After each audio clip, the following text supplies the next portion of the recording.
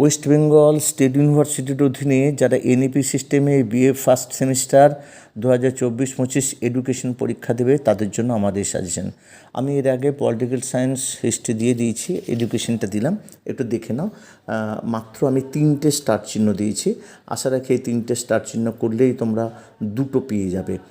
বাকিগুলো একটু দেখে নেওয়া। তবে একটু বলে দিই, এই 5 থেকে 10-এ চলে আসতে, 15-এ চলে আসতে পারে, 15 থেকে আবার 5-এ চলে আসতে পারে, সেইভাবেই প্রশ্নগুলো করবে। আমি বেশি দিইনি, মাত্র 5টা বড় প্রশ্ন আর 8টা ছোটো প্রশ্ন দিয়েছি, তার মধ্যে 3টে স্টার চিহ্ন দিয়েছি। এই 3টের মধ্যেই আশা রাখি 2টো পেয়ে যাবে। দেখো, এক নম্বর হচ্ছে ব্যাপক অর্থে শিক্ষার ধারণাটি বিবৃত করো, বা শিক্ষা বলতে কী বোঝো, শিক্ষার প্রকৃতি ও পরিধি আলোচনা করো। 2, মূল্যবোধ বলতে কী বোঝো, মূল্যবোধের বৈশিষ্ট্য লেখো। শিক্ষার সঙ্গে মূল্যবোধের সংখ্যা বা শিক্ষাই মূল্যবোধের গুরুত্ব, খুব ইম্পর্টেন্ট, খুবই ইম্পর্টেন্ট। 3 নম্বর ফ্রয়েবেলের শিক্ষা চিন্তা অনুযায়ী শিক্ষার লক্ষ্য, পাঠ্যক্রম এবং শিক্ষাদান পদ্ধতি সম্পর্কে আলোচনা করো। 4, প্রথাগত শিক্ষা কাকে বলে, প্রথাগত শিক্ষার বৈশিষ্ট্য প্রয়োজনীয়তা আলোচনা করো। 5, শিক্ষার লক্ষ্য বলতে কী বুঝো, শিক্ষার ব্যক্তিতান্ত্রিক সমাজতান্ত্রিক লক্ষ্য বলতে কী বুঝো, এদের মধ্যে পার্থক্য বা সম্পর্ক লেখো। এবার যে কোনো 4টে প্রশ্নের যে কোনো 4টে থাকবে এখানে 5 নম্বরে, আমি সেখানে 8টা দিয়েছি, একটু দেখে নাও। শিক্ষার উপাদানগুলো কী কী আলোচনা করো।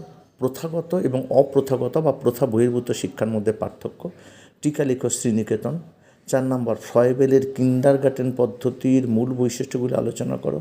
5, মুক্ত শিক্ষার সুবিধা ও অসুবিধাগুলো কী কী, এর বৈশিষ্ট্যগুলি লেখো। 6 নম্বর শিক্ষার গতানুগতিক ও আধুনিক ধারণার মধ্যে পার্থক্যগুলো কী কী। 7 হচ্ছে রবীন্দ্রনাথ, এই যে গতানুগতিক এবং আধুনিক ধারণা, এটা কিছুটা ওই প্রথাগত অপ্রথাগত মধ্যে আসবে। রবীন্দ্রনাথ ঠাকুরের শিক্ষা দর্শন সম্পর্কে আলোচনা করো, বা রবীন্দ্রনাথের শিক্ষার পদ্ধতি, শিক্ষার লক্ষ্যের উপর একটি সংক্ষিপ্ত টিকা লেখো। আর শিক্ষায় মূল্যবোধের গুরুত্ব। যদি মনে হয় যে সাজেশনটা খুবই গুরুত্বপূর্ণ বা খুবই ইম্পর্টেন্ট তোমাদের কাছে, তাহলে বন্ধুদের শেয়ার করে তাদেরও জানতে সাহায্য করবে।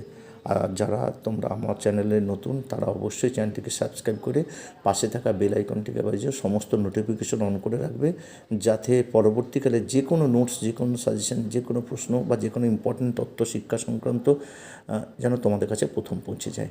আজ এই পর্যন্ত, আবার দেখা হবে পরবর্তী কোনো ভিডিওতে।